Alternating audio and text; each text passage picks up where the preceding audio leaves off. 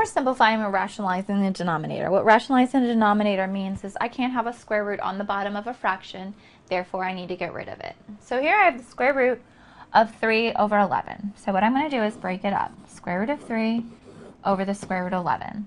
I can't break up square root of 3. I can't break up square root of 11, but I can't leave it like that because I cannot have that square root on the bottom.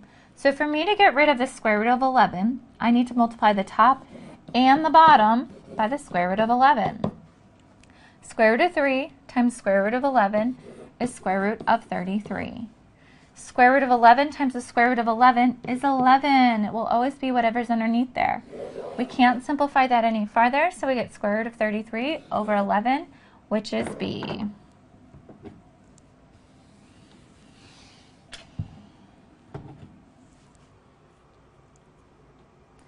Number 2, we have 8 over the square root of x. Again, we cannot have a square root on the bottom.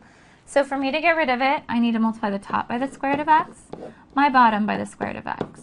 So on top, 8 times the square root of x is 8 square roots of x.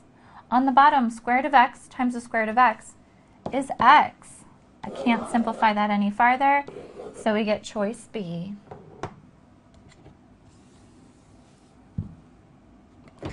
And lastly, number 3,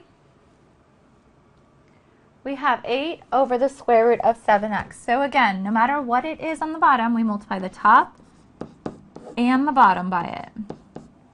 So 8 times the square root of 7x is 8 square roots of 7x.